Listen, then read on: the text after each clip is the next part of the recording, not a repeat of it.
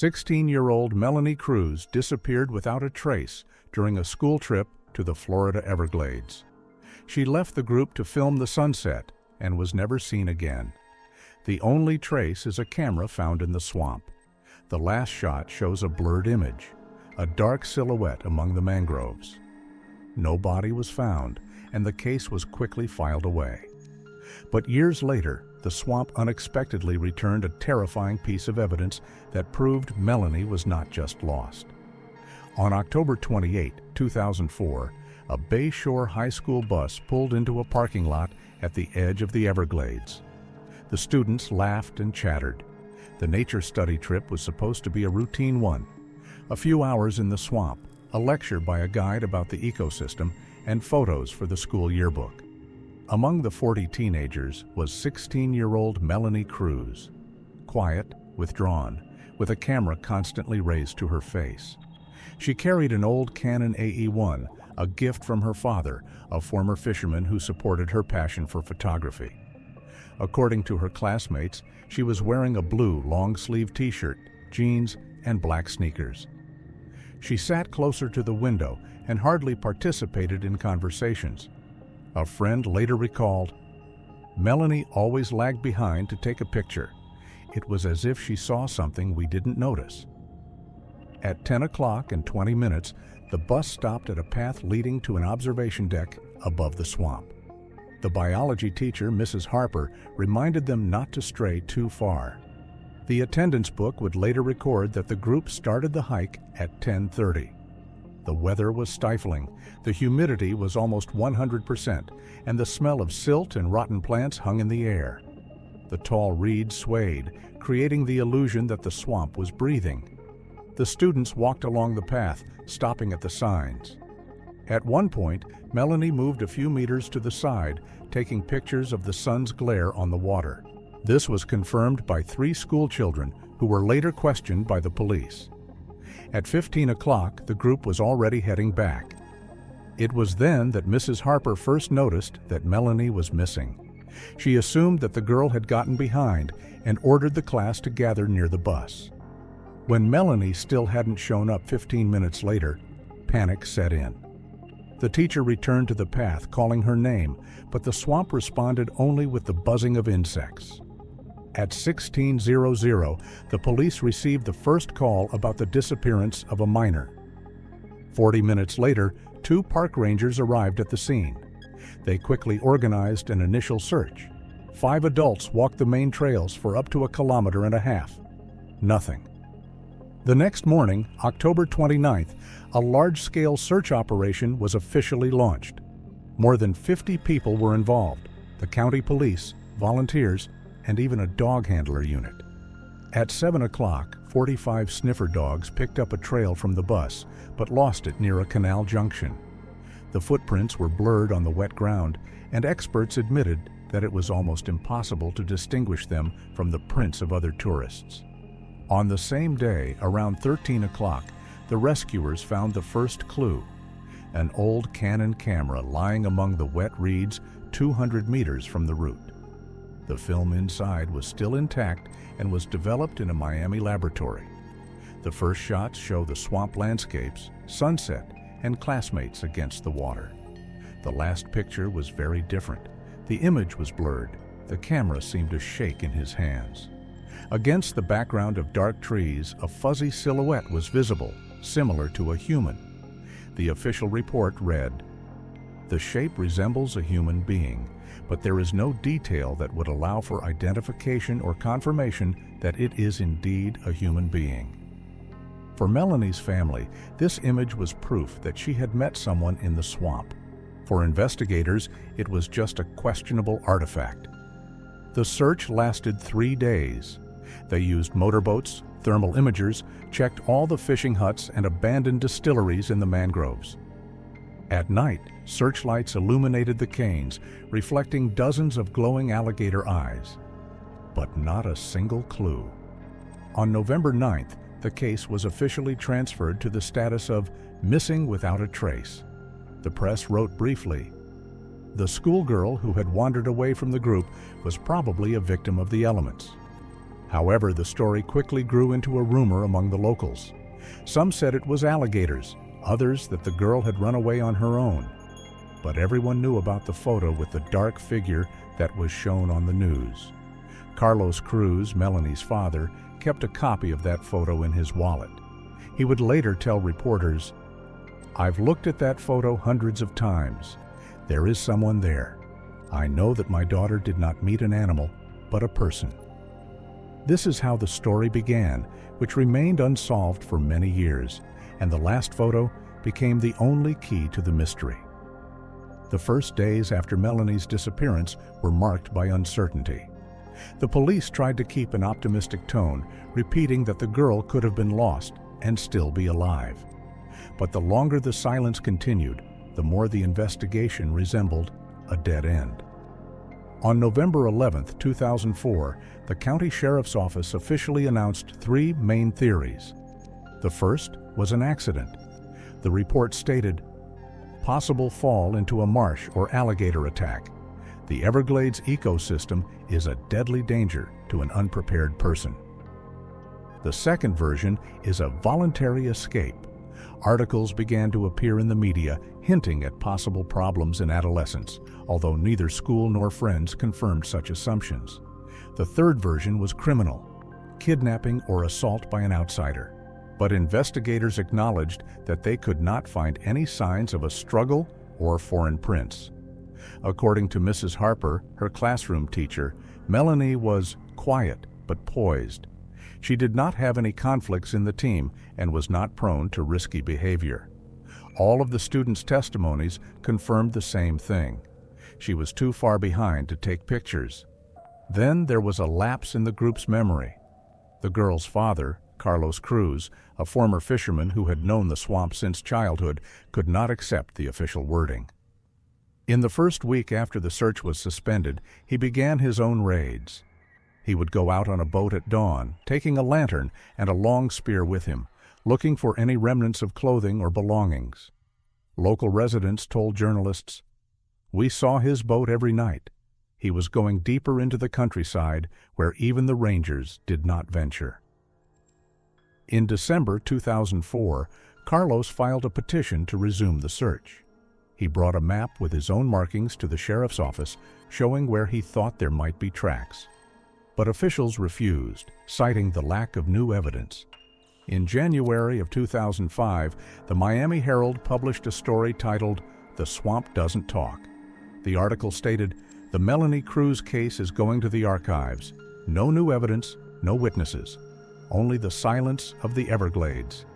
In the spring, when the water rose and most of the trails disappeared under a layer of silt, Carlos went in search almost every day. He was seen in a boat with binoculars, stopping among the reeds and peering into the darkness for a long time. It was as if he was looking for a shadow, not a person, recalled local boatman Pedro Salva. The police, meanwhile, were less and less interested in the case. In June, the file was reclassified as no evidence of a crime. The official reason, probable accident in the natural environment. This allowed law enforcement to formally curtail the costs of further action. In October, exactly 1 year after the disappearance, a small rally was held in Bay Shore. A portrait of Melanie with candles was set up near the school. Students released white balloons into the air. Newspapers wrote short lines. "The city remembers." But the next day, other news pushed the story off the pages. Meanwhile, Carlos continued to go to the swamp.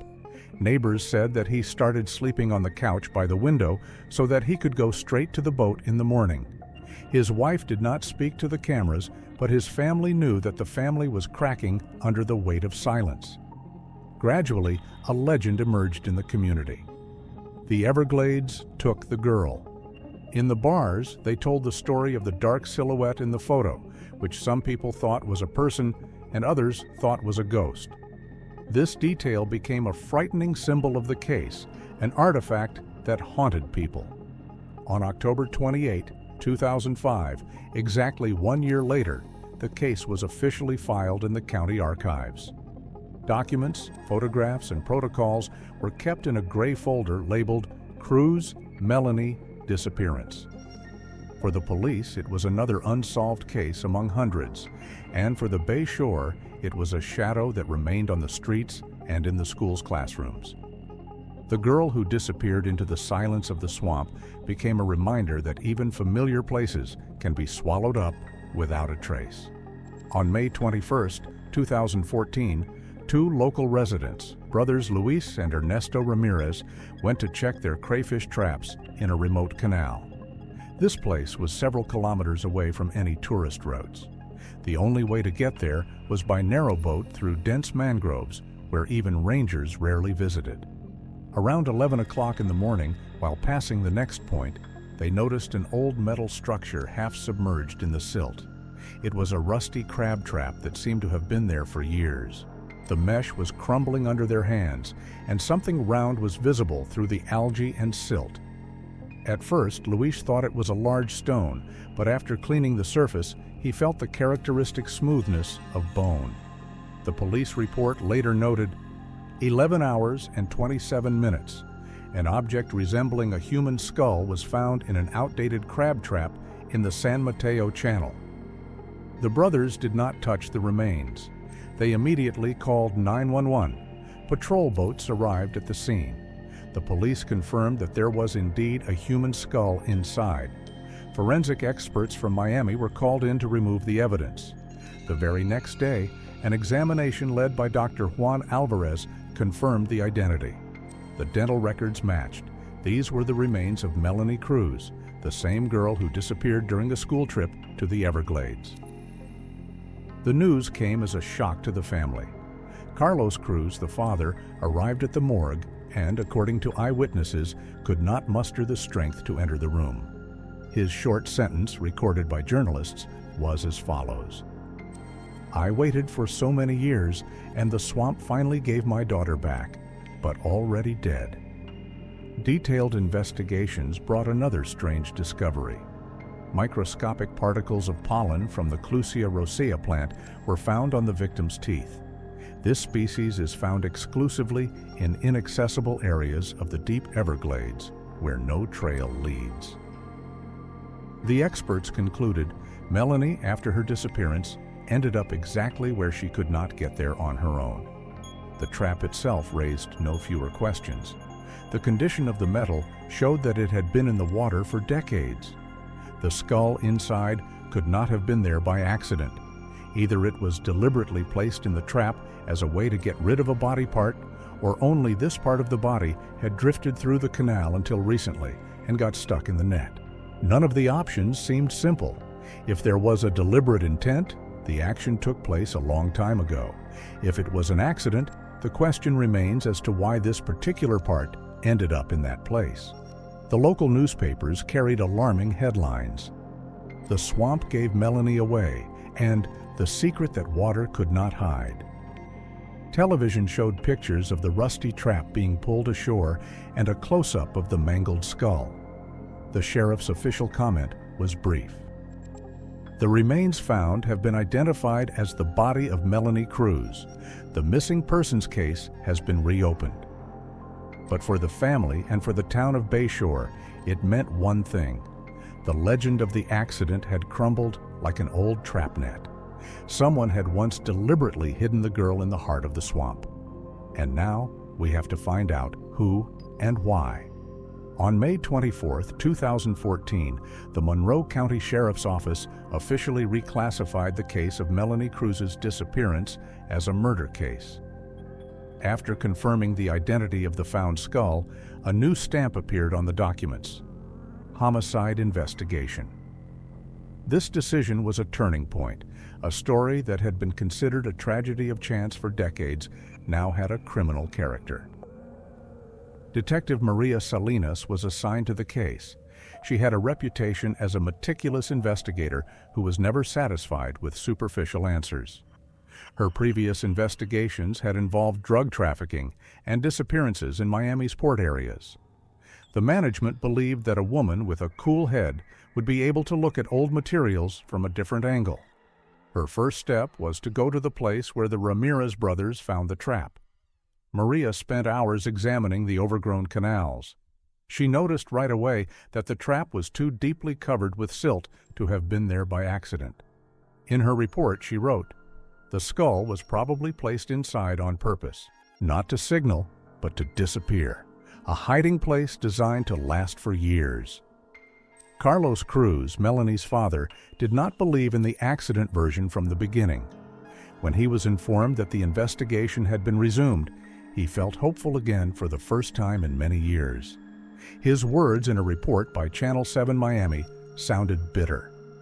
"Now they recognize that my daughter is not lost. She was a victim of someone." At the end of May, Detective Salinas organized a re-interview of the teachers, classmates, and rangers who had participated in the initial search. She compared their testimony from a decade ago with the newest testimony. There was almost no difference, but the teacher, Mrs. Harper, admitted this time. "I was surprised at first that the camera was so far off the path. It looked as if it had been left there on purpose to be found." Maria turned to the park's archives. She studied the lists of volunteers who took part in the search and discovered a strange detail. There were several people who did not have official registration in the district. They left only their names and phone numbers, which later turned out to be disconnected. At the same time, Carlos insisted on his own route. He refused to stay on the sidelines and offered to cooperate with the detectives unofficially. They began visiting fishing villages and remote huts on stilts, talking to people who had lived in the swamps for years. In her notes, Salinas wrote, "The locals don't trust the police, but they talk to Carlos. To them, he is one of them, a man from the swamp who lost a child." That's how they came across the first witness, an old boatman named Hector. He told them that about a year after the girl's disappearance, he saw a boat in the depths of the canals with no engine sound. A figure in a dark raincoat stood at the stern. He moved as if he knew every meter of the swamp. At the time, I thought he was a poacher. But now I think differently, the man said on the record. The second was a hermit who lived in a makeshift hut on stilts, Jadiah. His name has long been legendary among the locals. Salinas described him as half crazy, but too scared to make stuff up. When he heard Melanie's name, he began to repeat it. "Those who walk among us, those who speak from the water. The swamp has taken more than one soul.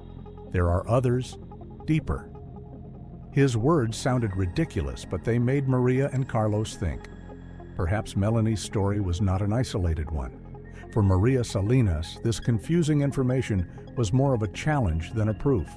She realized that to solve the case, she would have to separate the official investigation from the unofficial search she was conducting with Carlos. One path followed the protocols, the other the dark paths of the swamp, where official maps no longer meant anything. At the end of June 2014, a headline appeared in the news. Melanie Cruz case reopened.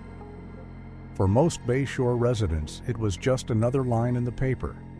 But for the father and the detective, it was the beginning of a completely different story. One that would reveal why the swamp had been hiding the secret for so many years and who had forced it to reveal it now. On July 10, 2014, a group of rangers and forensic scientists set out for a remote sector of the Everglades known locally as the Blackwater area. After the skull of Melanie Cruz was found in May, the authorities decided to expand the search area. It was a planned operation to check areas where rescuers had not previously reached. 8 people moved in narrow boats through the mangroves. The water was dark, almost black, and reflected the sun, creating the illusion of emptiness. The channels narrowed, and from time to time the boats had to be pushed through with hooks. The atmosphere was oppressive. The air smelled of sulfur and rot. At about 16 o'clock, Ranger Thomas Green noticed a rounded object among the roots of a mangrove. When it was pulled out of the silt, it became clear that it was a human skull. It was wrapped in algae, but it was quite well preserved. The protocol reads, July 10, 1607, the area of Chornavoda, the skull of an unidentified person was found. But another discovery caused even more horror. A small wooden figure of a heron with outstretched wings was lying nearby in the mud. It was roughly carved with a knife, dark with moisture, but the shape of the bird was clearly recognizable. The figurine was seized as material evidence. Salinas wrote in her report, "This is not a random object. It has a symbolic meaning. The heron is a sign left deliberately." The examination confirmed that the skull belonged to a girl in her 20s. The dental records matched those of the missing Rebecca Torres, a student from Fort Lauderdale. She disappeared in July of 2009 when she was traveling by bus toward the Everglades. At the time, the police assumed it was a voluntary escape, and the case was not linked to any other investigation. Now the facts spoke for themselves. Two girls from different backgrounds, but both disappeared into the swamps, and both were found years later, only as skulls. The news came as a shock to Rebecca's family. Her mother repeated in an interview with a local TV channel, "All these years we have been saying that she did not escape. She couldn't have. And now they are admitting that she is dead." Panic broke out again in Bayshore and neighboring towns. Newspapers wrote, "The second skull in the mud," and "A serial killer among us?" Journalists were on guard around the clock at the entrance to the park. For Carlos Cruz, the discovery was proof that he was right. "My Melanie was not the only one. Someone has been taking our children for many years," he said on camera. Psychologists involved in the investigation created a first sketch of the perpetrator's profile. The conclusions were disturbing. He acts methodically, knows the area better than anyone, and leaves symbols with ritual significance.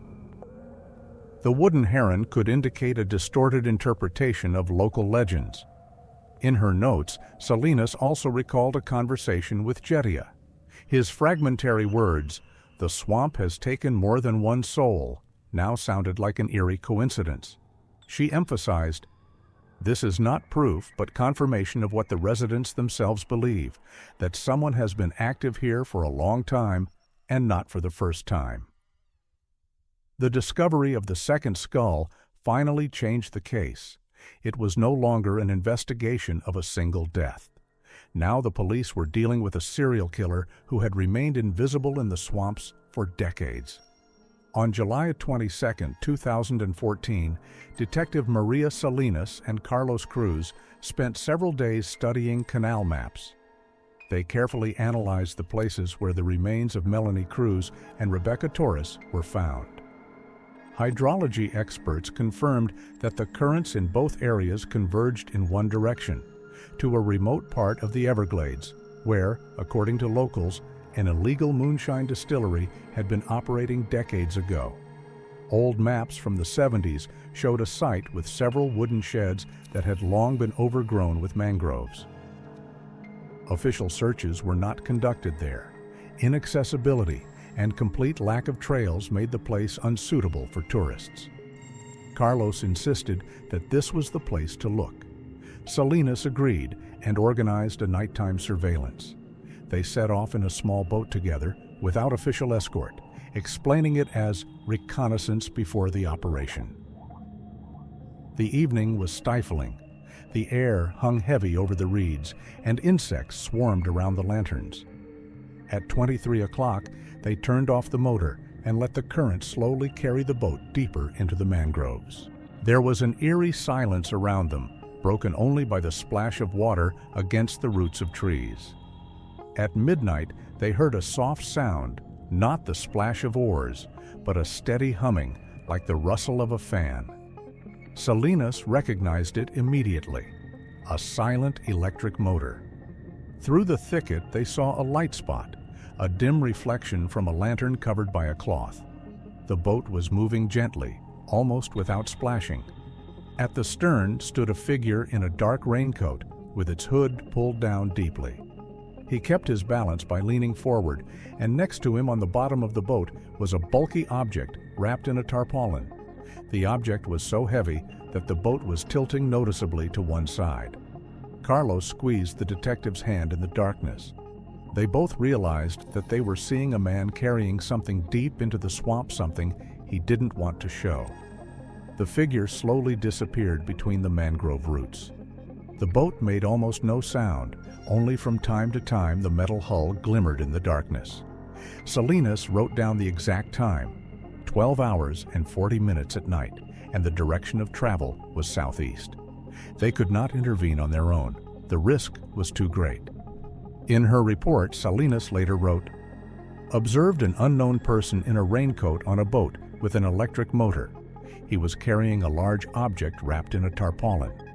Actions indicate an intention to hide the contents in an inaccessible part of the mangroves."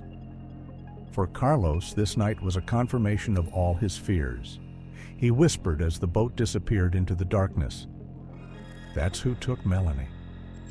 For the first time in 10 years, they had a real shadow of the perpetrator, not a legend, not a guess, but a living figure that continued to act in the swamp. And now there was only one question. Would they have time to uncover his hideout before a new victim appeared? On July 25, 2014, Maria Salinas and Carlos Cruz, along with 2 rangers, went out on another night patrol. Their boat was slowly floating through a narrow canal when they noticed a familiar figure in a raincoat with an electric motor. This time they decided not to wait. They followed him from a distance, trying to stay in the shade of the trees.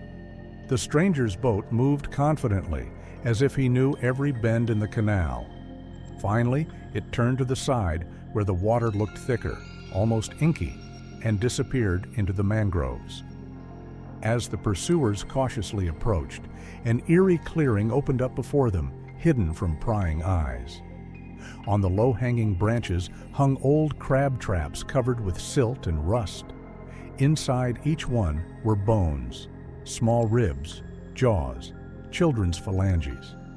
Nearby, strands of hair swayed on the branches like dark amulets. In the roots of the trees were carved figures of herons, rough but recognizable. All of this together created the feeling of a terrible sanctuary, where the swamp had become a temple of death. Carlos, seeing all this, froze. He looked at the traps in silence, as if he recognized his daughter among the bones. His hands were trembling, but he held himself together without making a sound. Maria recorded the time and made a short note in her notebook. 21 hours and 48 minutes. A place that could be a serial killer's hideout has been discovered. Artifacts and human remains are present. At this point, the figure in the raincoat turned around. He slowly lifted his hood, and the light of the lantern illuminated his face. Before them stood not a homeless man, not a madman from the woods, but a familiar man. It was a former park ranger, Jonathan Fraser, the man who had personally led the search operations after Melanie Cruz's disappearance 10 years earlier. He looked confident, even calm. He looked directly at Maria and Carlos as if he was waiting for them. And then, with a subtle smile, he said, "The swamp always takes its own. I only help it to cleanse itself." These words were recorded in the protocol. For Carlos, they sounded like a sentence. He rushed forward, but Salinas stopped him. He had to follow the procedure. The Rangers drew their weapons and ordered Fraser to raise his hands. He did not resist. Calmly, as if he were doing his daily work, he allowed himself to be handcuffed. His eyes remained impassive, and he did not even object to the search. The next hours were like a nightmare. The crime scene was cordoned off, forensic experts were called in. The entire sanctuary was photographed, described, and packed as evidence. Each bone trap was removed from the branch and placed in a separate container. The wooden figures of the herons were carefully placed in plastic bags. Carlos sat on the boat and remained silent. When asked by the journalists who arrived a few hours later, he said only one thing: "I've been looking for him for 10 years, and all this time, he was among us." Fraser was taken to the police station. He did not resist, did not say a word in defense. During interrogations, he sat calmly, sometimes with the same smile that was seen in the swamp. No remorse, no attempt to explain his actions. His phrase about the swamp taking its own became a headline in every newspaper in Florida. The case was quickly brought to court. There was more than enough evidence: bones, artifacts, Salinas' testimony, and ranger records. Frazier was officially accused of a series of murders, but at the court hearings he remained silent, calm, and seemed indifferent to his fate. The arrest came as a shock to the town of Bay Shore. The man who was trusted to protect the park turned out to be the one who turned it into his own place for rituals. Journalists recalled that it was Frazier who led the first search for Melanie. "He was the one who led us through the swamp," said one of the former volunteers. For Salinas, the case ended in a promotion. She became one of the department's top detectives. But every night she dreamed of rustling reeds and dark figures in the mangroves. She knew that even after Frazier's arrest, the swamp remained full of secrets. Carlos Cruz was finally able to bury his daughter. During the funeral, he stood with Melanie's photo in his hands and remained silent. For him, the denouement did not bring peace. He told his family, "Now I know who took my child, but this does not bring me peace, because there are still many other people's children in these swamps." The Everglades continued to stand in their gloomy beauty. Their waters were quiet again, but now in every shadow, in every rustle of the wind, people could hear the echoes of Melanie Cruz's case. The marsh had revealed only part of its secrets, leaving the rest deep in the silt, where other stories could still be waiting to be told.